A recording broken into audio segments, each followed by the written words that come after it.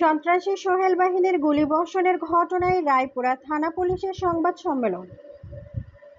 ৯ June সোমবার সকালে রায়পুরা থানার শ্রীনগর ইউনিয়নের সন্ত্রাসী সোহেল মাদ্রাসা ছাত্রী তাসফিয়াকে গুলি করেছে এই মর্মে খবর ছড়িয়ে পড়ায় অতিরিক্ত police super crime and ops এর নেতৃত্বে সিনিয়র সহকারী police super Raipura circle, Raipura থানার ভারপ্রাপ্ত কর্মকর্তার সমন্বয়ে রায়পুরা থানা পুলিশ ও ডিবি পুলিশের একটি চৌকস দল সন্ত্রাসী সোহেলের বাড়িতে অভিযান পরিচালনা করে।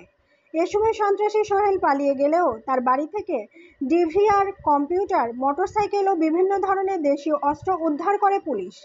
উল্লেখ্য, সন্ত্রাসী সোহেলের বিরুদ্ধে ৩টি হত্যা, 2টি অস্ত্র সহ 11টি মামলা বিদ্যমান। রায়পুরা থানাধীন শ্রীনগর ইউনিয়নের সন্ত্রাসী সোহেল মাদ্রাসা পরিবারের ছাত্রী তাসফিয়া 14 পিতা আশরাফ আলীকে গুলি করেছে মর্মে সংবাদপ্রাপ্ত হয়ে আমাদের মাননীয় ডিআইজি মহোদয় ও পুলিশ সুপার মহোদয়ের নির্দেশনায় অতিরিক্ত police super crime and ops নরসিংদীর নেতৃত্বে সিনিয়র সহকারী পুলিশ সুপার রায়পুরা সার্কেল স্যারের সহযোগিতায় আমি রায়পুরা থানা সহ জেলা পুলিশ, ডিবি ও রায়পুরা থানা পুলিশের সমন্বয়ে শ্রীনগর গ্রামের সন্ত্রাসী সোহেলের বসত বাড়িতে সাঁড়াশি অভিযান পরিচালনা করি। অভিযান পরিচালনাকালে সন্ত্রাসী সোহেল তার বাহিনী এলাকা হতে পালিয়ে যাওয়ায় গ্রেপ্তার করা সম্ভব হয়নি।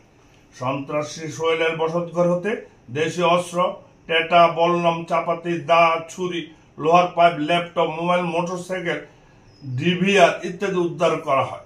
উদ্ধার অভিযান অব্যাহত আছে। বর্তমানে এলাকার পরিস্থিতি পুলিশের নিয়ন্ত্রণে রয়েছে। ঘটনা সংক্রান্তে আইনগত ব্যবস্থা গ্রহণ প্রক্রিয়াধীন আছে। উল্লেখ্য যে সন্ত্রাসী সোহেলের বিরুদ্ধে 3টি হত্যা মামলা, 2টি অস্ত্র মামলা সহ বিভিন্ন অপরাধে 11টি মামলা চলমান আছে।